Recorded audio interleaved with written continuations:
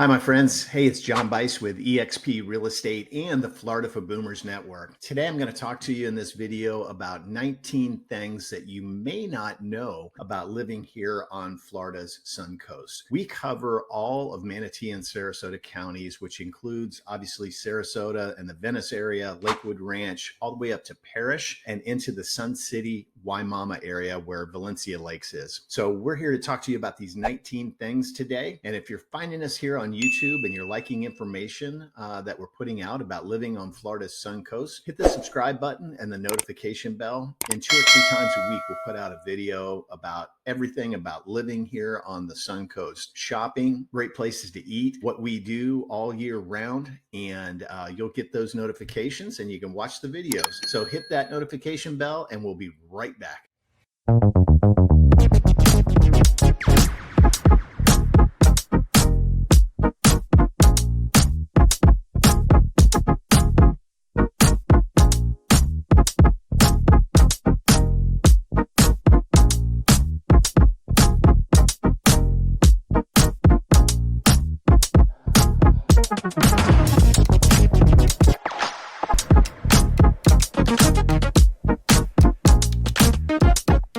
So number one on our 19 things you may not know about living on Florida's Sun Coast, everybody is almost from somewhere else. It's very rare to find a Floridian. Yes, I was actually born and raised in St. Petersburg, but probably, I'm going to tell you, 1 in 500 people are actually from Florida. In the past, it's been Midwest people that moved here to the Sun Coast. Chicago, Missouri, Ohio, Illinois, but we've seen such an influx of people from New York, New Jersey, Connecticut, Massachusetts. They're coming to this coast because it's a little bit more laid back. It's not as congested as South Florida is. And quite honestly, it doesn't have the chances of getting hit directly by a storm as that other coast of Florida, the East Coast of Florida, has. That's thing number one that you may not realize, that you'll find people from literally all around the world that live here on Florida's Sun Coast. Number 2 on our list of 19 things you may not know about living on Florida's Sun Coast are taxes. I love it when I'm talking to people from Massachusetts and Connecticut and New Jersey and New York, and they tell me that their property taxes are $21,000 per year. Their state tax, their city tax, and a new one to me, their car tax. Well, guess what? We don't have a car tax. We don't have a city tax. We don't have a state tax. We don't have estate taxes. You're going to get a huge raise just by moving to Florida and save a ton of money. Now, property taxes, you can count on the assessed value of your home, which they do every January, and that's typically in the 80% range of what you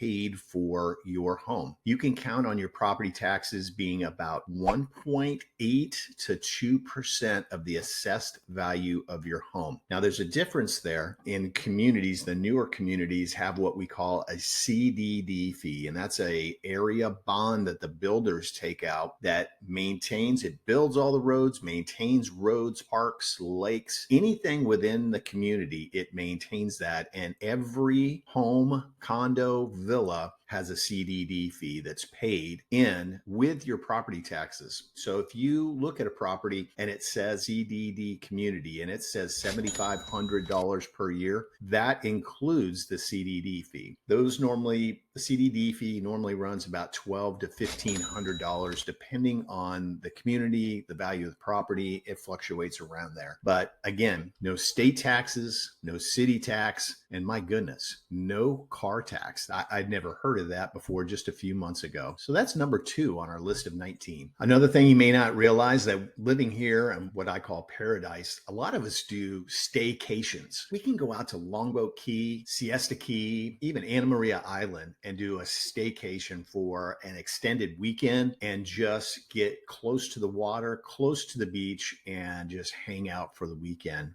Those are very, very popular here. You can even be down in Key West. There's Express boat shuttle that you can catch in Naples, which is about 2 hours south of us, but it gets you down to Key West in no time at all and do a staycation down there. One thing you may not realize, we're living in paradise. As close as we are to the beach, about 11 miles away from it. Sometimes we like to go out there just for the weekend, unplug and enjoy sitting and looking at the beach or the Gulf and just relaxing. Another thing on our list of 19, you may not realize it, that we are jokingly called Tampa Bay. So if you are a sports fan, you are definitely in the right location. We have the Tampa Bay Rays, whose stadium is in St. Petersburg. We have the Tampa Bay Lightning, which is located in Tampa, their stadium. And then, of course, the Tampa Bay Buccaneers, also located in Tampa. Doesn't matter where you're from, you can have your team come here and go to baseball games, hockey games, or a football game. I have friends all the time that their team is the Cincinnati Bengals or the New York Giants or the Jets or whatever. So they're either on television, they get to see that, or they can go over to the stadium. And it's not like some of the stadiums that are completely sold out for years in advance. Typically, you can get into one of the Tampa Bay Buck games. Now, the Lightning, different story. It's a little bit harder to get tickets for them because their 19,000 seat arena is typically sold out for every single game, but you can definitely get seats for it. The Rays, depending on who's in town, when the Yankees, the Red Sox come through town, the Los Angeles Dodgers come here this year, there'll be tremendous crowds there. But a lot of times, if some of the other teams like Milwaukee Brewers, Chicago White Sox, Oakland A's, people aren't going to travel that far to see a game. Something you'll notice when you're at games, if you really go to a lot of them, people will wear, let's just say going to a Rays game, they'll wear their Rays jersey until their team is coming to town. And then all of a sudden they'll break out that Yankees jersey and be cheering for the Yankees, which is cool. Yeah, so everybody cheers for their home team when they come through town, but it's a great area for professional sports and college football. Amazing in this area. University of South Florida, University of Central Florida, University of Florida, Florida State, Miami, and the list goes on and on. So if you like college sports as well, you're in the right location for that. Absolutely. So another thing about living on the Sun Coast, traffic during snowbird season, which normally starts in November, slowly into December. Once we're after the first of the year, yeah, they pour into town. Our population grows by about 25%. Now that 25% is on top of probably a 20% growth from people moving here from out of state. I've heard a number of 1,000 people a day are moving to Florida. Now that doesn't mean they're all coming here. Of course, they're scattered everywhere across the states. During snowbird season, the traffic is pretty horrendous. You have to remember, this was a little beachy, small town for the longest time. And a lot of these roads were built where housing or office buildings that are built right up to the sidewalks, and there's really no room to expand. So we as locals learned where to drive, the back roads to go on, when to get on the interstate, when not to get on the interstate. But yes, we definitely have traffic. When you're a local, you won't know the traffic on the beach because we don't go out to the beach when it's 72 degrees. We just don't. We wait till actually the snowbirds are gone and the temperatures start climbing back up into the mid and low 80s is when we like to be out on the beach. The Gulf of Mexico, the water's warmed up a little bit more. So we avoid all that beach traffic when all the spring breakers are here, snowbirds are here. We stay away from the beaches. So the weather, we have summertime, we have what we call wintertime, which you would probably call springtime. We have hurricane season. So we have all kinds of things. But,